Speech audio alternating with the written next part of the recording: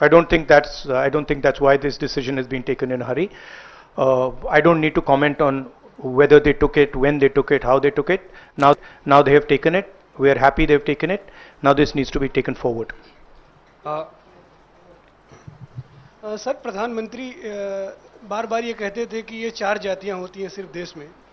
अब अचानक से फैसला हुआ, तो क्या लगता है कि आपको जो विपक्ष ने और आप लोगों ने दबाव बनाया, उस दबाव के कारण? ये सिर्फ हमने दबाव नहीं डाला, ये सिर्फ दबाव नहीं डाला है हमने, ये हमने ऑर्गेनाइज तरीके से बहुत गहराई से कैंपेन चलाया है, ग्रासरूट लेवल पे कैंपेन चलाया है, और महीनों से हम ये कैंपेन चला रहे हैं और इस कैंपेन का असर पड़ा है, इफेक्ट आया है, और इसीलिए इन्होंने ये डिसीजन लिया है।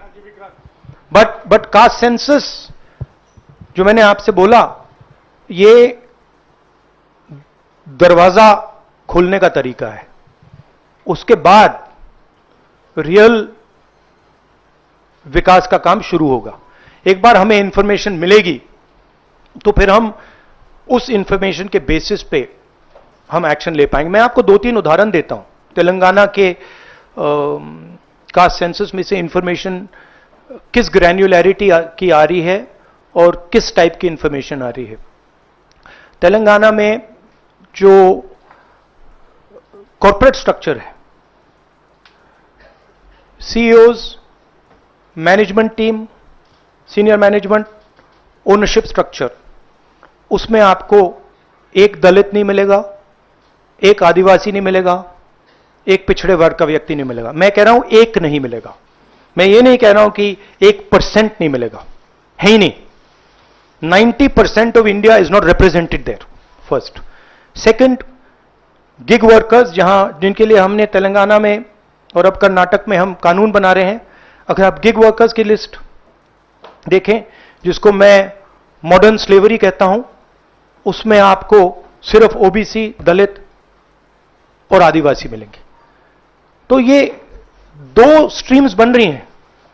एक स्ट्रीम मजदूरी की स्ट्रीम, गरीबी की स्ट्रीम, बेरोजगारी की स्ट्रीम, जिसमें दलित, आदिवासी, पिछड़ा वर्ग है, और दूसरी स्ट्रीम जिसमें एक छोटी सी एलीट पूरे के पूरे सिस्टम को कंट्रोल कर रही है, उसके ऊपर अदानी जी, अंबानी जी बैठे हैं। तो ये कास्ट सेंसस इस चीज को बदलने का फाउंडेशन है, पहला कदम है। राहुल जी, आप लगातार दबाव बना रहे थे, लेकिन पिछले 11 सालों से प्रधानमंत्री मोदी इस पर नहीं मान रहे थे। अभी पहलगाम का इतना बड़ा हादसा हुआ, क्या आपको लगता है कि इस वक्त में जो टाइमिंग है प्रधानमंत्री की कास्ट सेंसस को मानना, वो पहलगाम से ध्यान भटकाने की कोशिश है? आप जर्नलिस्ट हो, ये आप लोगों का काम है, आपका काम स्पेक्यूलेशन है, मेरा काम स्पेक्यूलेशन नहीं है, मैं फैक्ट्स पे काम करता हूं।